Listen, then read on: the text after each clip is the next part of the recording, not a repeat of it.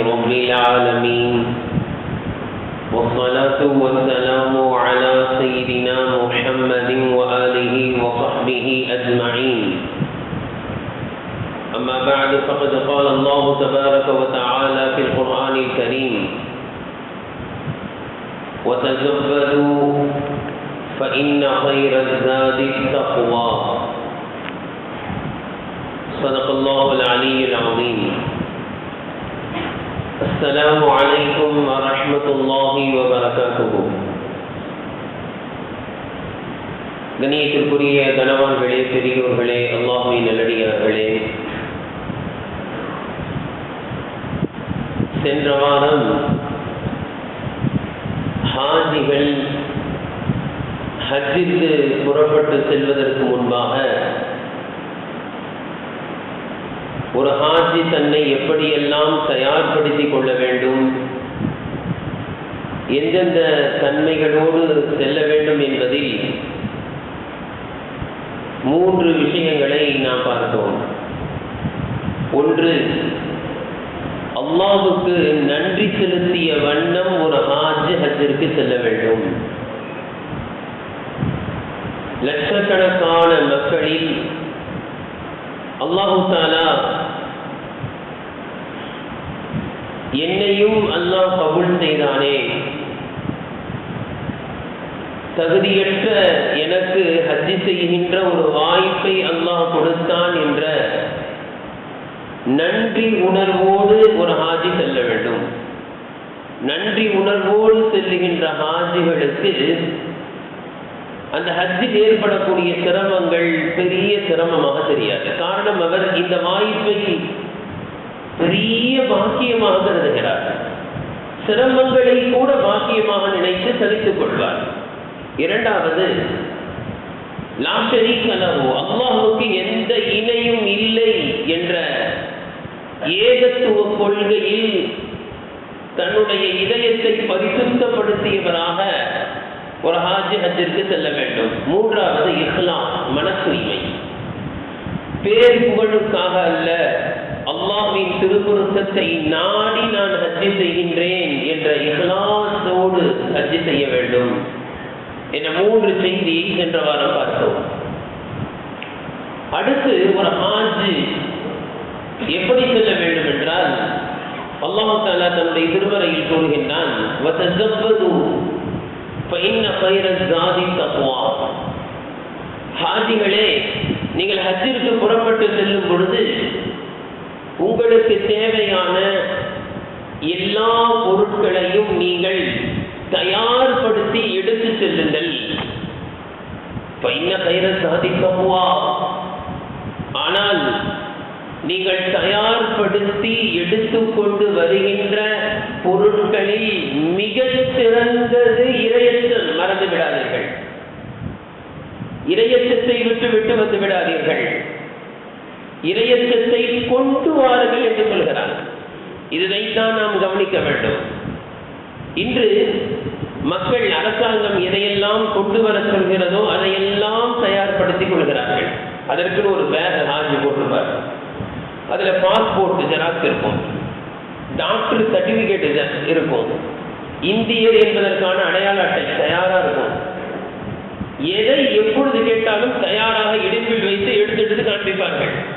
அரசாங்கம் எதையெல்லாம் சொல்கிறதோ அதையெல்லாம் எடுத்து செல்கின்ற நாம், அரசர்களுக்கெல்லாம் மிகப்பெரிய அரசன் அல்லாஹ் சொல்கின்றான், ஹாஜிகளே, நீங்கள் ஹஜ்ஜிற்கு வரும் பொழுது இறையச்சத்தை கொண்டு வாருங்கள். இறையச்சம் நிறைந்தவர்களாக ஆன பிறகுதான் நீங்கள் ஹஜ்ஜிற்கு வர வேண்டும்.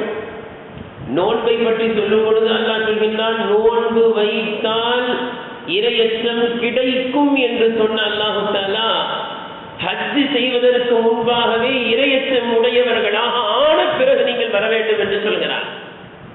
இதற்கு என்ன காரணம் என்பதை பற்றி எழுதும்போது சொல்கிறார்கள், ஹஜ்ஜும் உம்ராவும் ஆண்களும் பெண்களும் சேர்ந்து செய்யக்கூடிய ஒரு வணக்க வழிபாடாகும். எனவே இறையச்சத்தோடு தான் ஹஜ்ஜுக்கு வர வேண்டும். குறிப்பாக ஹஜ்ஜிலும் உம்ராவிலும் பெண்கள் கலந்திருப்பதோடு அந்த பெண்கள் முகத்தையும் மூடக்கூடாது என்பது சட்டம். காரணம், முகத்தை திறந்து வைத்த பெண்களை கூட சில சமயம் துளைந்து விடுவார்கள், எங்காவது சென்று விடுவார்கள், தன்னுடைய கணவனால் அடையாளம் பார்க்க முடியாமலாக விடலாம். ஹஜ் என்பது பெண்களோடு சேர்ந்து செய்கின்ற ஒரு வணக்க வழிபாடு. தவாப் செய்யும் பொழுது அந்த கூட்ட நெரிசலில் பெண்கள் இருப்பார்கள், சஈயில் பெண்கள் இருப்பார்கள், மினா, முஸ்தலிஃபா, அரஃபா, ஷைத்தானுக்கு கல் எறிகின்ற பொழுது ஷைத்தான் அங்கு வந்து விடுவான். பெண்களோடு சேர்ந்து இணைந்து செய்கின்ற ஒரு இபாதத் என்ற காரணத்தினால் தான் இரையச்சம் இல்லாமல் ஹாஜிகளே வந்து விடாதீர்கள். ஒவ்வொரு வருடமும் சொல்வதற்கு ஒரு உருது கிதாபிலே அழகாக எழுதியிருக்கின்றார்கள். ஒரு ஹஜ்ஜுக்கு புறப்பட்டு விட்டார், எல்லாவற்றையும் எடுத்து விட்டார், ஆனால் இரையச்சத்தை மட்டும் எடுக்கவில்லை என்றால் நவுதுபில்லாஹ், இவர் ஏறி விமானத்தில் அமர்ந்து விடுவார். விமானம் பறப்பதற்கு முன்னால் இவருடைய ஈமான் பறந்துவிடும் என்று எழுதியிருக்கின்றார்கள். காரணம், அந்த விமானத்தினுடைய வாயலில் ஒரு பெண் அரைகுறை ஆடையோடு நிற்கும். அந்த பெண் தான் அவரை வரவேற்பார்கள். இப்படி ஈமான் பறந்து விடுகின்ற பல காட்சிகள் அங்கு அவருக்கு காண்பிக்கப்படலாம். இரையச்சத்தோடு செல்கின்ற ஹாஜி தன்னுடைய பார்வையை தாழ்த்துவார். ஹாஜிகள் இரையச்சத்தோடு தான் வர வேண்டும் என்பதற்காக அல்லாஹ் நம் மீது செய்த பெரிய கிருபை என்ன தெரியுமா? ரமலானுக்கு பிறகு நோன்பு வைத்த பிறகு ஹஜ்ஜுக்கு அழைக்கின்றான். நோன்பு மாதம் முடிந்தவுடன் ஹஜ்ஜுடைய மாதம் ஷவ்வால் துவங்கி விடுகிறது. அந்த நோன்பின் மூலமாக நீங்கள் பெற்ற இரையச்சத்தோடு அப்படியே ஹஜ்ஜுக்கு வாருங்கள் என்று அழைக்கின்றான். இபாதத் என்றால் என்ன என்றால், அல்லாஹ் சொல்வதை செய்தால் அதற்கு பெயர் இபாதத் என்று சொல்லலாம், அதற்கு பெயர் அமல்கள் என்று சொல்லலாம். அல்லாஹ் சொன்னதை செய்வதற்கு பெயர் இபாதத். தக்வா என்றால் என்ன தெரியுமா? அல்லாஹ் விட சொன்னதை விடுவதற்கு பெயர் தக்வா. அல்லாஹ் எதை செய்ய சொன்னானோ அதை செய்தால் அதற்கு பெயர் இபாதத் என்ற பெயரை பெறுவோம். ஒருவர் ஆபிதாக ஆகிவிடலாம், மனக்கசாலியாக ஆகிவிடலாம், ஆனால் இரையச்சம் உள்ளவராக ஆகுவது கடினம். டேங்க்ல தண்ணி ஊத்திக்கிட்டே இருக்காங்க, ஆனா அடியில ஒரு குழாய் இருக்கும், அது மூடணும்னு சொன்னா எல்லாம் போய்கிட்டே இருக்கும். இதே போன்று இபாதத் செய்து கொண்டே இருக்கின்றார். அவரிடத்தில் தக்வா இல்லை என்றால், அல்லாஹ் எதை விட சொன்னானோ அதை விடவில்லை என்றால், இவருக்கு இபாதத்தின் மூலம் கிடைத்த அந்த ஒளி, அந்த நூர் சென்றுவிடும் பாவத்தின் மூலமாக. அல்லாஹ் நம் அனைவர்களையும் பாதுகாப்பானாக. கணியத்திற்குரியவர்களே, தக்வா ஏன் ஹஜ்ஜிற்கு இருக்க வேண்டும், அதை எடுத்துக்கொண்டு வர வேண்டும் என்று சொல்கின்றான் என்றால், இரண்டு விஷயங்களை எழுதுகிறார்கள். ஹஜ்ஜிற்கு தக்வாவுடன் தான் வர வேண்டும். காரணம் என்ன தெரியுமா? ஹஜ் கபூலாகணுமா இல்லையா? ஹஜ் ஏற்றுக்கொள்ளப்பட வேண்டுமா இல்லையா? இன்னமா யதகப்பலுல்லாஹு மினல் முத்தகீன். நற்செயல்கள் ஏற்றுக்கொள்ளப்படுவதெல்லாம் மினல் முத்தகீன், இரையச்சம் உடையவர்களிடத்தில் இருந்துதான் ஏற்றுக்கொள்ளப்படும். ஹஜ்ஜினுடைய ஒவ்வொரு காரியத்திலும் நியத்து வைக்கும் போது ரெண்டு விஷயங்கள் அந்த நியத்துல வரும். ஃபதகப்பல்ஹா மின்னி ஃபயஸ்ஸிர்ஹு லீ வதகப்பல்ஹா மின்னி. யா அல்லாஹ், இதை எனக்கு லேசாக ஆக்கு, இன்னும் இதை கபூல் செய். லேசாக ஆக்கு, தவாஃபை லேசாக ஆக்கு, சஹியை லேசாக ஆக்கு, அரஃபாவிற்கு சென்று தங்குவதை லேசாக ஆக்கு, ஷைத்தானுக்கு கல் எறிவது நெரிசலான இடம், அங்கு சென்று ஷைத்தானுக்கு கல் எறிந்து விட்டு வருவதை எங்களுக்கு லேசாக ஆக்கு, இன்னும் எங்களிடமிருந்து ஏற்றுக்கொள். இந்த ரெண்டு விஷயம் இருக்கணும், வேணும்னு சொன்னா தக்வா இருந்தா முடியும். அல்லாஹ் தஆலா குர்ஆன்ல இன்னொரு வசனத்துல சொல்றான், யாரிடத்தில் வமன் யத்தகில்லாஹ யஜ்அல் லஹு மின் அம்ரிஹி யுஸ்ரா ஃபயஸ்ஸிர்ஹு லீன்னு கேட்டோம்ல, லேசாக ஆக்குன்னு அல்லாஹ் குர்ஆன்ல சொல்றான். யாருக்கு இரையச்சம் இருக்கிறதோ அவர்களுடைய எல்லா காரியத்தையும் அல்லாஹ் லேசாக ஆக்குவான். எனவே எந்த ஹஜ்ஜிற்கு இரையச்சத்தோடு அல்லாஹ்வினுடைய பயத்தோடு ஹஜ் செய்கிறார்களோ, இன்ஷா அல்லாஹ் அவர்களுடைய ஹஜ் ஏற்றுக்கொள்ளப்படும், அவர்களுடைய ஹஜ்ஜுடைய எல்லா காரியங்களும் லேசாக ஆக்கி கொடுக்கப்படும். எனவே இரையச்சம் மிக முக்கியமானது. கணியத்திற்குரியவர்களே, ஹஜ் பல லட்சங்கள் செலவு செய்து ஹஜ்ஜுக்கு செல்கிறார். பாஸ்போர்ட் எடுத்துக்கிட்டு எல்லாத்தையும் எடுத்துக்கிட்டு பல லட்சத்தை செலவு பண்ணி பயணம் செய்கிறார். ஆனா ஷைத்தான் பாருங்க, எந்த செலவும் இல்லாம கூடவே வரும். எனவே தக்வாவுடன் செல்வது மிக முக்கியமானது. இரண்டாவது, ஹஜ்ஜில் நமக்கு இருக்க வேண்டிய மிகப்பெரிய ஒரு பண்பு என்ன தெரியுங்களா? இஷ்க். அல்லாஹ்வின் மீது பேரன்பு. பேரன்பு. மற்ற இபாதத்துகள் இருக்கு பார்த்தீங்களா, ஹஜ் அல்லாத மற்ற இபாதத்துகள், இதில் அடியான் அல்லாஹ்வுக்கு தன்னை அடிமையாக காட்டுகிறான். நான் உனக்கு அடிமை. ஆனால் ஹஜ்ஜில் அல்லாஹ் என்னை அடியான் எதை காட்டுகிறான் தெரியுமா? நான் உனக்கு அடிமை என்பதை தாண்டி உன் மீது பேரன்புடையவன் என்பதையும் காட்டுகிறான். பேரன்புடையவன். அக்தியத் என்பதற்கும் இஷ்க் என்பதற்கும் மத்தியில் என்ன வித்தியாசம் அப்படின்னா, இபாதத்தின் மூலமாக, இபாதத் என்றால் உடல் படிவது. இபாதத்துன்னு சொன்ன என்னது? உடல் அல்லாஹ்வுக்கு பணிஞ்சிடும். வயிறு பட்னியா கிடக்கும், இது இபாதத். தலையை கொண்டு வந்து சஜ்தால வச்சிருவாரு, இதுக்கு பேர் இபாதத். உடல் வளையும், உள்ளமும் வளைஞ்சிச்சுன்னா அதுக்கு பேர் தான் இஷ்க். உதாரணத்திற்கு அரசர்கள் ஆட்சி செய்வார்கள். அந்த அரசர்களை கண்டால் உடல் பணிஞ்சிடும், ஆனா உள்ள திட்டம், எவ்வளோ ஒரு அரசனா அப்படின்னு உள்ள திட்டினா இஷ்க் இல்லை. அந்த அரசரை யாரும் விரும்பவில்லை. ரப்பே உன்னை விரும்புகிறேன், இதோ பரட்டை கோலத்தில் வந்திருக்கின்றேன். அதாவது உடல் அல்லாஹ்வுக்கு அடிபணிந்தால் இபாதத், அறிவும் அல்லாஹ்வுக்கு அடிபணிந்தால் இஷ்க் வந்து விட்டது என்று பொருள். பொதுவாக அடியார்கள் ஒரு துணி எடுக்கிறாங்கன்னு வைங்க, என்ன செய்வாங்க? என்னுடைய உடலுக்கு ஃபிட்னஸா கரெக்டா எந்த டைலர் தப்பாருன்னு பார்த்து அவர்கிட்ட போய் தப்பாங்க. இதான் அறிவு சொல்லுவோம். ஆனால் ஹஜ்ஜிற்கு புறப்படுவார், 2 துணியை வாங்குவாரு, அப்படியே சுருட்டுவார். இன்னைக்கு ஜும்மாவுக்கு யாராவது ஒருத்தர் அப்படி சுருட்டிட்டு வந்தா என்ன செய்வோம்? என்ன ஆயிடுச்சு இவருக்கு? அப்படியே துணியை சுருட்டிட்டு. அப்ப அறிவு என்ன சொல்லுது? கரெக்டா தச்சு போடணும்னு அறிவு சொல்லுது. எண்ணெய் தேய்க்க வேண்டும் என்று அறிவு சொல்கிறது. நகத்தை வெட்ட வேண்டும் என்று அறிவு சொல்கிறது. அத்தர் மனம் போக வேண்டும் என்று அறிவு சொல்கிறது. ஆனால் அந்த அறிவு அல்லாஹ்வுக்கு அடிமை. ஒருத்தர் ஓடுறாரு, வேகமா ஓடுறாரு, ஏன்பா ஓடுறீங்க அப்படின்னா, பஸ் பிடிக்க போறேன், ட்ரெயின் ஏதாவது சொல்லணும், அல்லது குறைஞ்சபட்சம் வாக்கிங் போறனாவது சொல்லணும், எக்ஸசைஸ் செய்யறனாவது சொல்றோம். ஒருத்தர் ஓடுறாரு, எதுக்கு ஓடுறீங்க? இல்ல தெரியல அப்படின்னா, என்ன தெரியல அப்படின்னா என்னங்க, அவருக்கு அறிவு இருக்கா இல்லையான்னு கேட்போம். ஏதாவது ஒரு காரணம் சொல்லணும்ல. ஆனால் ஒரு ஹாஜி தப்பாவில் இருந்து மறுவாக ஓடுவார். ஏன் ஓடுகிறார் தெரியாது. ஒரு ஹாஜி தவாப் அந்த காமத்துல சுத்தி சுத்தி வருவார். ஏன் காமத்துல சுத்தி சுத்தி வராரு தெரியாது. அது ஒரு இபாதத். அறிவும் அல்லாஹ்வுக்கு அடிமை. ஷைத்தானுக்கு 7 கல் அறிகிறானுக்கு, கல் எரிய வேண்டும். பொதுவாக யாரையாவது அடிக்கணும்னா பெரிய கல்லத்துக்கு அடிக்கணும்னு தோணும். ஷைத்தானுக்கு கல் எறிகின்றார்கள் ஹாஜிகள். ஆனால் கொண்டை கடலை அளவிற்குள்ள சிறிய சிறிய கற்களை எறிகிறார்கள். அறிவு வேலை செய்கிறதா? இல்லை. அறிவும் அல்லாஹ்விற்கு அடிமை என்பதுதான் இஷ்க். அல்லாஹ் எதை செய்ய சொன்னாலும் செய்வோம் என்று அறிவையும் அல்லாஹ்விற்கு அடிமையாக ஆக்கிவிட்டால் இதுதான் இறை அன்பு, இறை காதல் என்று சொல்லப்படும். இது யார், எந்த ஹாஜிற்கு இறை காதல், இறை அன்பு எந்த ஹாஜிற்கு வந்து விடுகிறதோ அந்த ஹாஜி இடத்தில் 2 அடையாளத்தை பார்க்கலாம். ஒன்று என்ன தெரியுங்களா? எப்பவும் சதா அவருடைய நாவு திக்ரில் இருக்கும், சதா தல்பியாவில் இருக்கும், சதா துவா. காரணம் என்ன? அல்லாஹ்வின் மீது பேர் அன்போடு அவர் கிளம்பி விட்டார். யாருடைய அன்பும் அவருக்கு இல்லை. தன்னை பற்றிய கவலை கூட இல்லை. நகம் நான் வெட்ட மாட்டேன், முடி நான் வெட்ட மாட்டேன், எண்ணெய் தேய்க்க மாட்டேன், ஆடையை அதை நான் தைத்து போட மாட்டேன். நகத்தை வெட்டுவதில் நேரம் செலவாகும், முடியை வெட்டுவதில் நேரம் செலவாகும். எதிலும் என்னுடைய நேரத்தை நான் செலவு செய்ய மாட்டேன். மனைவியோடு இருந்தால் நேரம் செலவாகும், குளிக்க வேண்டும், நேரம் செலவாகும், நான் இருக்க மாட்டேன்.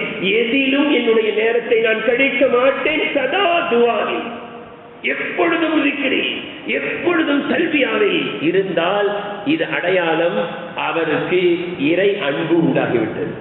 மனைவி அவங்க இபாதத்தில் மூழ்கி கிடப்பாங்க, கணவன் அவர் இபாதத்தில் மூழ்கி கிடப்பார். பார்வை எங்கும் செல்லாது, தன்னுடைய பார்வை சிந்தனை அனைத்தும், தன்னுடைய நாவு உள்ளம் அனைத்தும் அல்லாஹ்வை முன்னோக்கி இருந்தால் இவருக்கு இறை அன்பு உண்டாகிவிட்டது.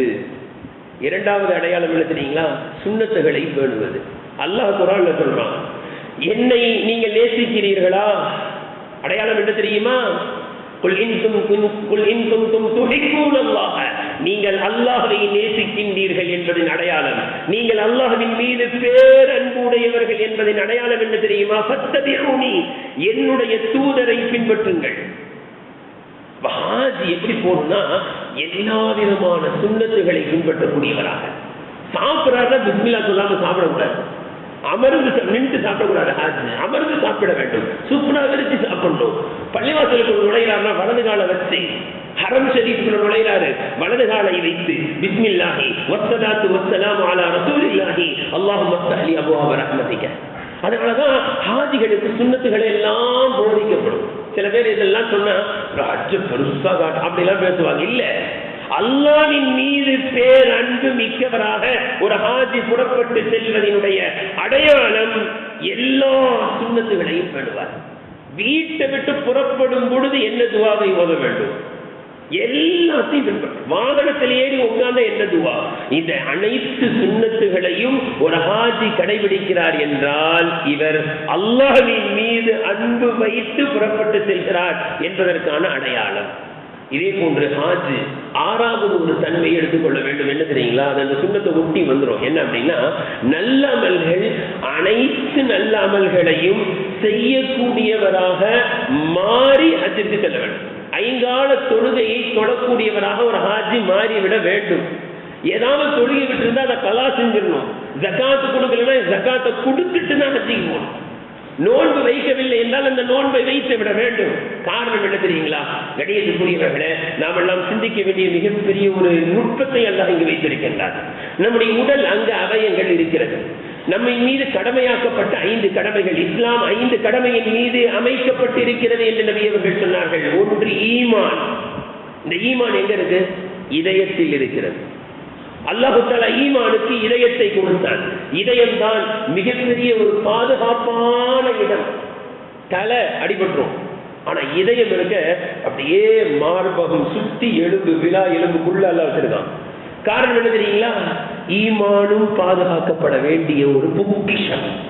எதை இழந்தாலும் ஈமானை இழந்து விடக்கூடாது அல்லவா? எனவே அந்த ஈமானுக்கு இதயத்தை அல்லாஹ் கொடுத்தான். தொழுகை அடுத்த கடமை.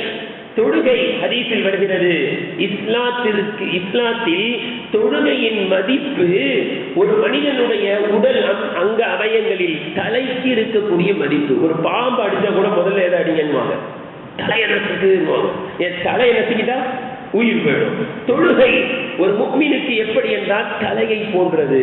எனவேதான் தொழுகையினுடைய அந்த அந்த தொழுகையினுடைய அம்சங்களில் மிக முக்கியமானது தலையை சஜ்தாவில் வைப்பது. தொழுகையில் ருக்குவில் இருப்பதை விட சஜ்தாவில் இருக்கும் பொழுது அல்லாஹ்வை நெருங்குகிறான் என்று சொன்னால் தொழுகை தலைக்கு அல்லாஹ் கொடுத்திருக்கிறான். வயிறு ஒரு உறுப்பு, நோன்பு வயிற்றுக்கு அல்லாஹ் கொடுத்திருக்கிறான். கை ஒரு உறுப்பு, ஜகாத்தை கைக்கு கொடுத்தான். எனவே ஹதீஸில் வருது, கொடுக்கின்ற கரம் வாங்குகின்ற கரத்தை விட மிக சிறந்தது என்று நபி அவர்கள் சொன்னார்கள். ஜகாத் கரத்திற்கு அல்லாஹ் கொடுத்தான் என்றால் பாதத்திற்கு காலுக்கு அல்லாஹ் கொடுத்தது ஹஜ். ஹாஜ் இன்னைக்கு ஹஜ்ஜி செய்யணும்னா கால் நல்லா இருக்கணும். அதனாலதான் சொல்றாங்க, கடைசியாக ஹஜ்ஜி கடமையாக்கப்பட்டது என்பதற்காக என்ன நினைச்சிடக்கூடாது, கடைசி ஹஜ்ஜுக்கு போய் நல்லா பாதுகாக்கணும். சில பேர் எப்படி நினைக்கிறாங்கன்னா, ஹஜ்ஜு பண்ணிட்டு அல்ல எல்லா பாவத்தையும் மன்னிச்சிடறான்னு வருது இல்லை, அதனால எல்லா பாவத்தையும் செஞ்சுட்டு போகலான்னு நினைக்கிற மாதிரி தோணுது. எல்லாம் பண்ணி முடிச்சுட்டு கடைசி ஹஜ்ஜுக்கு டக்குன்னு மௌத்து வந்துருச்சுன்னு என்ன செய்ய முடியும்? கடைசி என்னுடைய வாழ்க்கையின் கடைசி, அது 50, 60, 70 யாருக்கு தெரியும்? வயசானவங்க ஹஜ்ஜுக்கு போறாங்க, மினாவுக்கு போக முடியல. மினாவுக்கு 3 தடவை போக முடியல. கால் வலிக்குது, தொடை வீங்கிருது. கால் நடக்க தெரிந்தால் ஹஜ்ஜை மிக சரியாக செய்ய முடியும். எனவேதான்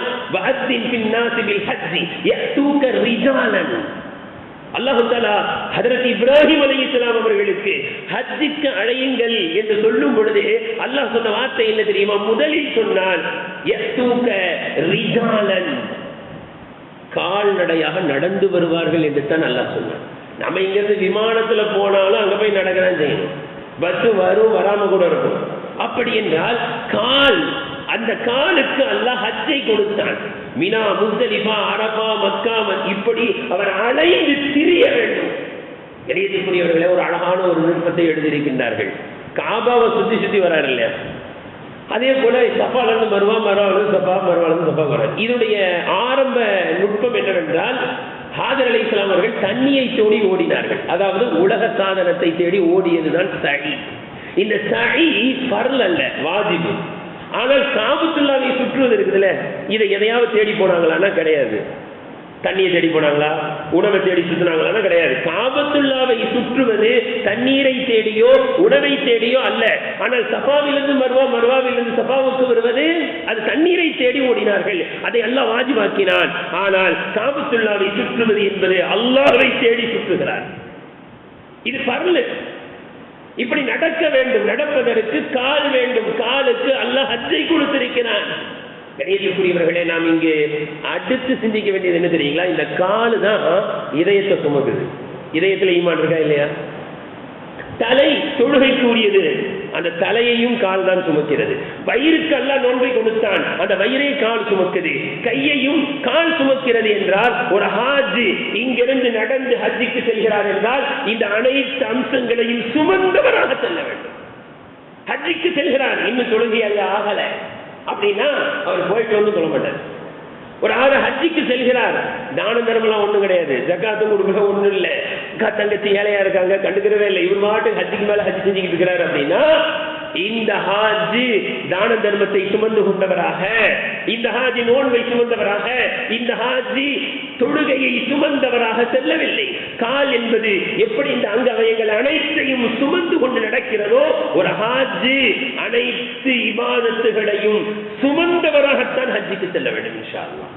கணியத்திற்குரியவர்களே, அடுத்து சொல்கிறார்கள். எனவேதான் அந்த ஹஜ்ஜத்துல் விதாவில் வைத்துதான் எந்த வசனம் இறங்குச்சு தெரியுங்களா? அல்யௌம அக்மல்து லக்கும் தீனக்கும் வ அத்மம்து அலைக்கும் நிஅமதி. இன்று ஹஜ்ஜத்துல் விதாவில் அரஃபாவில் வைத்து இறங்கியது, இன்று உங்களுடைய மார்க்கத்தை நான் பரிபூர்ணப்படுத்தி விட்டேன். எனவே ஒரு ஹாஜி தன்னுடைய மார்க்கத்தை பரிபூர்ணப்படுத்தியவராகத்தான் அவர் சென்று அரஃபா மைதானத்தில் நிற்க வேண்டும். கணியத்திற்குரியவர்களை அடுத்து ஏழாவதாக சொல்கின்றார்கள், ஹஜ்ஜினுடைய சட்ட திட்டங்களை தெரிந்தவராக செல்ல வேண்டும். இல்லைன்னு சொன்ன ஹாஜிகள் என்ன செய்யறாங்க அப்படின்னா, சட்டத்திட்டங்களை தெரியாமலே ஹாஜி அப்படின்றத செஞ்சு முடிச்சிடணும், பெயர் வாங்கின்னு நினைக்கிறாங்க. டாக்டர் என்ற பெயரை வாங்குறாங்களே, எவ்வளவு சிரமப்பட்டு வாங்குறாங்க. ஒருத்தர் இன்ஜினியர் என்ற பட்டத்தை பெறுவதற்குள்ள என்ன பாடுபடுறாங்க. ஒருத்தர் ஹாஃபில் என்ற பெயரை பெறுவதற்கு எவ்வளவு சிரமப்படுறாங்க. ஹாஜி மட்டும் எந்த சிரமமும் இல்லாமல் ஹாஜியாக ஆகிவிட முடியுமா? அதற்கென்று ஒரு சிரமங்கள் இருக்கிறது. சட்டத்திட்டங்களை தெரிந்தாக வேண்டும். தெரிந்து செய்தால்தான் உண்மையான ஹாஜி என்ற பெயரை பெற முடியும். சைக்கிள் ஓட்டுறது கூட கத்துக்கிறோம்ல. எனவே ஹஜ்ஜையும் கற்றுக்கொள்ள வேண்டும். அதற்காக ஹஜ்ஜினா ரொம்ப சிரமம் தயவு செஞ்சு நினைக்க வேண்டாம். நிறைய துவாக்களை அரபியிலேயே மனப்பாடம் பண்ணணும் என்றும் நினைக்க வேண்டாம். ரொம்ப லேசு இன்ஷா அல்லாஹ். ஹஜ் எவ்வளவு லேசு என்பதை இன்ஷா அல்லாஹ் அடுத்த வாரம் ஜும்மாவில் இன்ஷா அல்லாஹ் சொல்லப்படும். மிக சுருக்கமாக ரொம்ப லேசு. அதற்காக எல்லாத்தையும் போய் சட்டத்திட்டங்களை கேட்டுக்கிட்டு இருக்க வேண்டிய அவசியம் இல்லை. சில பேர் குழப்பி விட்டுருவாங்க. எனவே லேசாக நாம் ஹஜ்ஜுடைய சட்டத்திட்டங்களை தெரிந்து கொள்ள வேண்டாம், தெரிந்து கொள்ளலாம், மிக இலகுவாக தெரிந்து கொள்ளலாம். ஹஜ் என்பது மிக லேசு இன்ஷா அல்லாஹ். அடுத்து எட்டாவதாக, ஹலாலான பணத்தின் மூலம் அனைத்து தேவையான பொருட்களையும் எடுத்துக்கொண்டு செல்வது. எந்த அளவுக்கு சொன்னா, தன்னுடைய தேவைக்கு மட்டுமல்லாமல் அதை தாண்டி பிறருக்கு கொடுத்து உதவும் அளவிற்கு இன்ஷா அல்லாஹ் தாராளமான மனப்பான்மையோடு ஹாஜி புறப்பட்டு செல்ல வேண்டும். கணியத்திற்குரியவர்களே, சாலிம் இப்னு அப்துல்லாஹ் இப்னு உமர் ரலியல்லாஹு அன்ஹு, உமர் ரலியல்லாஹுடைய பேரப்பிள்ளை சாலிம், அவர்கள் காபத்துல்லாவிற்குள் இருக்கிறார்கள், ஹரம்ல இருக்கிறாங்க. அப்பொழுது அரசராக இருந்த ஹிஷாம் என்பவர் அங்கு வருகிறார். வந்து பக்கத்தில் உட்காந்துட்டு, அவர் தான் அரசர், அன்றைய அரசர், உங்களுக்கு என்ன தேவையா இருந்தாலும் என்கிட்ட சொல்லுங்க, நான் நிறைவேற்றி கொடுக்குறேன் அப்படின்னு. அப்ப சாலிம் சொன்னாங்க, யார்கிட்ட உட்காந்துருங்க? அல்லாஹ்வினுடைய வீட்டில் உட்காந்துருங்க, அல்லாஹ் கிட்ட தான் கேட்பேன் கம்முன்னு சொல்லிட்டாங்க. அவர் வெளியில வந்து எதிர்பார்த்துட்டு இருந்தார். அல்லாஹ்வுடைய வீட்டில் வச்சு என்கிட்ட கேட்க மாட்டாங்க போல, வெளியில வச்சு நம்ம வெளியில வந்த பிறகு கேட்போம். வெளியில வந்த பிறகு இப்ப சொல்லுங்க, ஏதாவது தேவை இருந்தா சொல்லுங்க, நான் நிறைவேற்றி கொடுக்குறேன். அவங்க சொன்னாங்க, மறுமையின் தேவையா உலகத்தின் தேவையா? மறுமையின் தேவை என்னை விட நீங்க தெரியும், உங்களுக்கு நல்லா தெரியும். உலகத்துடைய தேவையெல்லாம் சொன்னேன்னு சொன்னாங்க. நான் வல்லாஹி மா சஅல்து துன்யா மை யம்லிகுஹா, உலகத்தை படைத்தவன் உலகத்திற்கு சொந்தக்காரனிடத்தில் கூட நான் உலகத்தை கேட்டதில்லைன்ட்டாங்க. என்னத்தை கேட்கிறது? கணித்திற்குரியவர்களே, நிறைய பேர் ஹஜ்ஜிக்கு போய் உலகம் உலகம் உலகம் அதையே கேட்டு வராங்க. எனவேதான் வரும் ரப்பனா ஆத்தினா ஃபித் துன்யா ஹஸனா. உலகத்தை கேட்கலாம், தவறல்ல, உலகத்தை கேட்க வேண்டும், முதலில் கேளுங்கள். ஆனால் மறுமையை மறந்துவிடக் கூடாது. நான் சொல்ல வருவது, அல்லாஹ்வை தவிர யாரிடத்திலும் கேட்கக்கூடாது. ஹதீஸில் என்ன வருது? ஒரு ஹாஜி ஹஜ்ஜிக்கோ உம்ராவுக்கோ சென்று விட்டு வந்தால் அவர் ஏழையாக ஆகுவதில்லை. ஹதீஸில் வருது. அதாவது தன்னுடைய வாசலுக்கு வந்து தன்னிடத்தில் கையேந்தியவர்களை அல்லாஹ் வேறு யாருடைய வாசலுக்கும் சென்று கையேந்த விடமாட்டான். இன்ஷா அல்லாஹ் என்னுடைய வாசலுக்கு காபத்துல்லாஹ்விற்கு வந்து என்னிடத்தில் கையேந்தி விட்டார்களா, அவர்கள் இனி உலகத்தில் யாரிடத்தில் கையேந்த வேண்டிய அவசியம் ஏற்படாது. அவர்கள் ஏழையாக ஆக மாட்டார்கள். அப்ப நாம எதுக்கு போயிருக்கோம்னா அல்லாஹ்விடத்துல கையேந்துறதுக்கு. எனவே எந்த நேரத்திலும் நிறைய கொடுப்பாங்கன்றாங்க. அரப்பால அப்படியே லாரி லாரியா வந்து பொட்டலங்கள் நிறைய ஹாஜி என்ன தெரியுங்களா, அந்த மேல துண்டு இருக்கும்ல, நல்ல வசதி, அப்படியே ஏந்தி நிறைய வாங்கிட்டு வர வேண்டியது. அங்க போய் யார்கிட்டையும் கையேந்த கூடாது. அல்லாஹ்வை தவிர யாரிடத்திலும் தேவையாக கூடாது. எந்த ஹாஜி அல்லாஹ்வை தவிர யாரிடத்திலும் வந்து கையேந்தவில்லையோ அவர் வாழ்நாள் முழுவதும் இன்ஷா அல்லாஹ் யாரிடத்திலும் கையேந்த மாட்டார். எனவே தன்னிறைவு பெற்றவராக ஹாஜி அனைத்தையும் எடுத்துக் கொண்டு செல்ல வேண்டும். 9வது, பாவங்கள் அனைத்தை விட்டு தௌபா செய்வதோடு அங்கு சென்று எந்த விதமான பாவங்களையும் செய்துவிடக்கூடாது. ரொம்ப முக்கியமானது. யார் ஹஜ்ஜ நியத் வச்சுட்டாங்களோ பலா ரஃபத வலா ஃபுசூகன், எந்த விதமான பாவமும் அங்க வந்து செய்துவிடக்கூடாது. குர்ஆன்ல அல்லாஹ் சொல்றான், குர்ஆன்ல வருது, வமன் யுரிது ஃபீஹி பிஇல்ஹாதின் பிதுல்மின் நுஸிகுஹு மின் அஸாபின் அலீம். யாராவது ஹரமுக்கு வந்து இந்த ஆயத்தை என்ன தெரியுமா வருது? சூரத்துல் ஹஜ்ஜின் ஒரு சூரா. அந்த சூறால அல்லாஹ் சொல்றான், ஹஜ்ஜின்ற சூறால சொல்றான், ஹஜ்ஜுக்கு யாராவது வந்துட்டு பாவம் செய்யலான்னு நினைச்சாலே பயங்கரமான தண்டனையை கொடுப்பேன் என்று சொல்கிறான். பொதுவா நாம ஹதீஸ்ல கேள்விப்பட்டிருப்போம், பாவம் செய்யணும்னு நினைச்சாலும் எழுத மாட்டாங்க, பாவத்தை செஞ்சாதான் எழுதுவாங்கன்னு. அது எங்க? இந்தியால, வேற நாட்டுல. ஹரம்ல போய் ஒருத்தர் தவறாக நினைச்சாரு, அந்த புள்ள ரொம்ப அழகா இருக்க அப்படின்னு நினைச்சாருன்னு வைங்க, முடிச்சது, உடனே ரெக்கார்ட் ஆயிடும். நாம் செல்வது பாவங்கள் மன்னிக்கப்படுகின்ற இடத்திற்கு செல்கின்றோம். அங்கிருந்து வரும் பொழுது அன்று பிறந்த பாலகனை போன்று வருவதற்காக சென்று அந்த இடத்தில் வைத்து பாவம் செய்வது எவ்வளவு பெரிய துரோகமான செயல். கணியத்திற்குரியவர்களே, அந்த ஹரமுக்கு மக்காவுக்கு என்ன பெயர் தெரியுங்களா? உம்முல் குர்ஆன் பெயர். உம்முல் குர்ஆன் என்ன அர்த்தம்? நகரங்களின் தாய். எதுக்கு பேரு? மக்காவுக்கு பேர் என்னங்க? நகரங்களின் தாய். நல்ல கவனிங்க. தாயினுடைய வயிற்றில் இருந்து பிறந்த நாளில் ஒருவர் எப்படி பாவமற்ற குழந்தையாக பிறக்கிறாரோ அதே போன்று தாய் நகரத்திற்கு சென்று வருகின்ற ஹாஜி எப்படி வராரு? ஒரு தாயுடைய வயிற்றில் இருந்து பிறக்கக்கூடிய குழந்தை பாவமற்று பிறப்பதை போன்று தாய் நகரம் மக்காவிற்கு சென்று வரக்கூடிய ஹாஜி அன்று பிறந்த பாலகனை போன்று வருகிறார். ஹதீஸ்ல இருக்கா இல்லையா? அப்ப நாம செல்வது தாயுடைய வயிற்றில் இருந்து வருகின்ற குழந்தை பாவமற்று வருவதை போன்று மக்காவிற்கு சென்று விட்டு வரும் பொழுது பாவமற்றவராக இருக்க வேண்டிய ஹாஜி அங்கு சென்று பாவம் செய்து விட்டார். அல்லாஹ் பாதுகாப்பானாக. எனவே பாவங்களை விட்டு தவிர்த்திருப்பது மிக முக்கியமானது. 10வது ரொம்ப முக்கியமானது, அல்லாஹ் பாதுகாக்கணும். என்ன தெரியுங்களா? அடியார்களுக்கு ஏதாவது துரோகம் செஞ்சிருந்தா தயவு செஞ்சு மன்னிப்பு கேட்டு போயிடணும். இதுல ரொம்ப பேச வேண்டியது. அல்லாஹு அக்பர். நான் ஒரே ஒரு செய்தி நேரம் இல்லாதனால சொல்லிட்டு முடிச்சிடுறேன். இப்னு மஸ்ஊத் ரலியல்லாஹு அன்ஹு, இந்த ஒண்ணு சொன்னா போதும். இப்னு மஸ்ஊத் ரலியல்லாஹு அன்ஹு ஹஜ்ஜுக்கு புறப்பட்டு போகும்போது என்ன தெரியுமா செய்வாங்களா? தான் பயணித்த ஒட்டகத்துக்கிட்ட போய் ஒட்டகமே படிச்சிடுவோம். உன் மேல நிறைய சுமையை ஏற்றிருக்கலாம், உன் மேல ரொம்ப நேரம் பயணிச்சிருக்கலாம், நீ மன்னிச்சிரு அப்படின்னு ஒட்டகத்துக்கிட்ட மன்னிப்பு கேட்பாங்களாம். இப்னு மஸ்ஊத் ரலியல்லாஹு அன்ஹு இன்னைக்கு கூட பிறந்த அண்ணன் கிட்ட மன்னிப்பு கேட்காமலே ஹஜ்ஜுக்கு போறாங்க. ஹாஜிகள் நினைவில் வைக்க வேண்டும். நாம ஒருத்தர் ஹஜ்ஜுக்கு புறப்படுறாருன்னு தெரிஞ்சதுன்னு வைங்களேன், சொந்தக்காரங்களை என்ன நினைப்பாங்க தெரியுங்களா? குறிப்பாக நீங்க யார்கிட்ட பேசலையோ, யார்கிட்ட தகராறோ, அந்த நபர் என்ன நினைப்பாரு தெரியுமா? ஹஜ்ஜுக்கு போறாரு, நம்மளை வந்து பார்ப்பாரு, நம்ம கிட்ட மன்னிப்பு கேட்பாரு, நம்ம கிட்ட பேசிட்டு தான் போவாரு அப்படின்னு நினைப்பாங்க. நீங்கள் அந்த நினைப்பெல்லாம் தவிடுபடி ஆகிட்டு தயவு செஞ்சு போயிடாது. மன்னிப்பு கேட்டுட்டு கையை பிடிச்சி மன்னிப்பு கேட்டு கொடுக்க வேண்டிய காசை இருந்தால் கொடுத்துட்டு தான் போகணும். அவர் மூத்தா போயிட்டா அவங்க பையன்கிட்ட கொடுக்கணும். பையனும் எங்கே இருக்காருன்னு தெரியலன்னா ஒரு 10,000 கொடுக்கணும்னா அந்த 10,000 தர்மம் செஞ்சு யாரெல்லாம் இந்த நன்மை அவருக்கு எசி வச்சிரு. இது நிறைய விஷயங்கள் இருக்கு. அதனால குறிப்பாக இரத்த பந்தங்கள் அனைவரிடத்தில் பேசுங்க.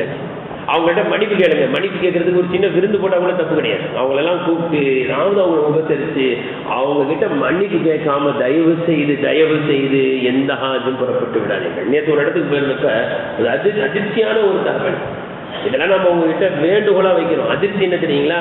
சொத்து பிரச்சனை இருந்தால் ஹஜ்ஜிக்கு போகக்கூடிய ஹாஜ் அண்ணன் தம்பி போய் என்ன செய்யறாரு, போலீஸ் ஸ்டேஷனில் அவர் ஹஜ்ஜிக்கு போகக்கூடாதுன்னு கோர்ட்டு கேஸில் இருக்குதுன்னா அவர் போய் ஒரு ரிப்போர்ட் கொடுத்தாருன்னா ஹஜ்ஜிக்கு போக முடியாது. அதனால ஏதாவது பிரச்சனை எங்கேயாவது இருந்துச்சு ஆட்டி அது நான் தயவு செஞ்சு கையை பிடிச்சி மன்னிப்பு கேட்டுருவோம். நாம் அடியார்கிட்ட மன்னிப்பு கேட்காத வரைக்கும் அன்று பிறந்த பாலகனை கொண்டு நம்மால் திரும்ப முடியாது.